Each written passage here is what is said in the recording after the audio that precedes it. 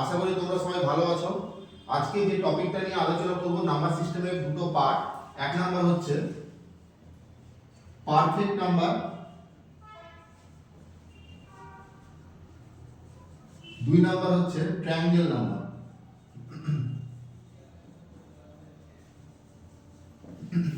এই perfect number, triangle নাম্বারটা যারা সিজিএল, সিএইচএসএল, এমটিএস বা এসএস রেলওয়ে এমটিপিসি বা এসএস রেলওয়ে গ্রুপ ডি বা জেই বা টেকনিশিয়ানের পরীক্ষা দিতে যাবে তাদের জন্য এই টপিকটা খুব ভেরি ইম্পর্টেন্ট। দেখো পারফেক্ট নাম্বার কাকে বলা হয়? পারফেক্ট নাম্বার সেই সমস্ত নাম্বারকে বলা হয়, প্রথমে বলি যে একটা সংখ্যার ফ্যাক্টর কাকে বলা হয়। এই ফ্যাক্টরের উপর ডিপেন্ড করছে পারফেক্ট নাম্বারটা।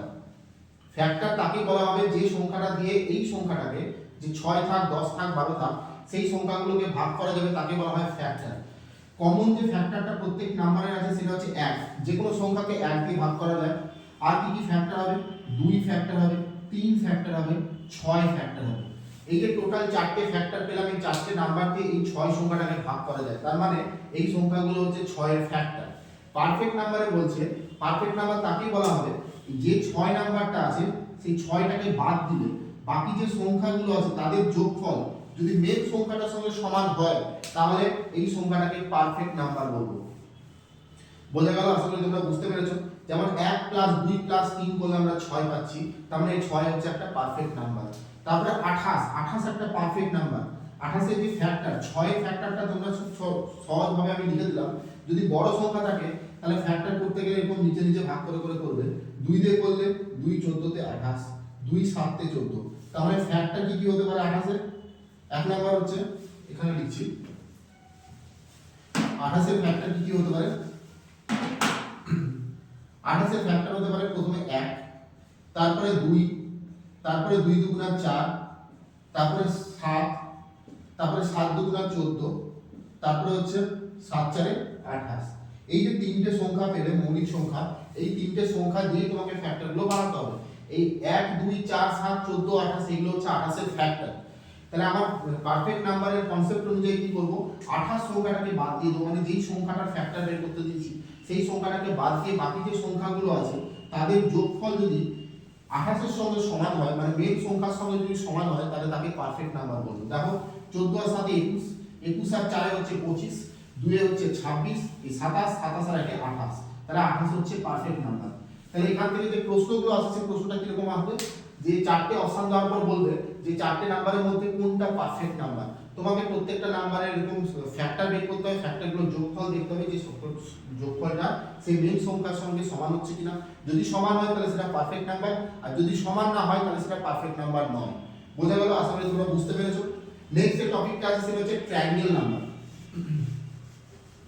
ট্রায়াঙ্গেল নাম্বার কি জিনিস? ট্রায়াঙ্গেল নাম্বার হচ্ছে সেই সংখ্যাগুলোকে বলা হয় যেই সংখ্যাগুলো দিয়ে একটা ট্রায়াঙ্গেল তৈরি করা হয়। যেমন হচ্ছে 3 হচ্ছে ট্রায়াঙ্গেল নাম্বার। 3 বলতে আমি লিখতে পারি 2 0 1টা। ঠিক আছে? দেখো এটা একটা ট্রায়াঙ্গেল তৈরি হচ্ছে, তিনটে গোল মানে তিনটে সংখ্যা দিয়ে একটা ট্রায়াঙ্গেল আকার ফর্ম হচ্ছে। তারপর আমি যদি লিখি 4টে, তারপর এখানে 2টো, তারপর এখানে 2টো, 3টে, এখানে 1টা, তাহলে দেখো এখানে একটা ট্রায়াঙ্গেল তৈরি হচ্ছে। তাহলে এখানে যতগুলো সংখ্যা আছে মানে যতগুলো গোল আছে ততগুলো আমি যদি সংখ্যা ধরি 1 2 3 4 5 6 7 8 9 10, 10 হচ্ছে একটা ট্রায়াঙ্গেল নাম্বার। ঠিক আছে? Triangle number. এবারে যত বড় বড় সংখ্যা হবে সেটা বুঝতে গেলে কি করতে হবে? ছোট্ট একটা জিনিস মনে রাখবেন, n × n + 1 / 2।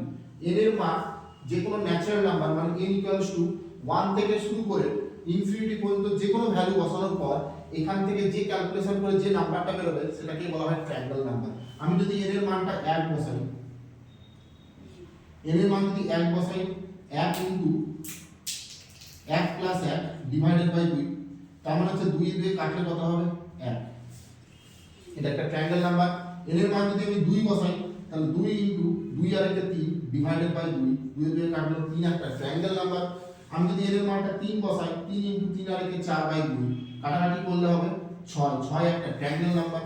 এইভাবে অপশানে যদি এরকম প্রশ্ন থাকে নিচে 4টে সংখ্যার মধ্যে 4টে অপশানের মধ্যে কোনটা ট্রায়াঙ্গেল নাম্বার, তোমাকে ঠিক এই কনসেপ্ট ইউজ করতে হবে।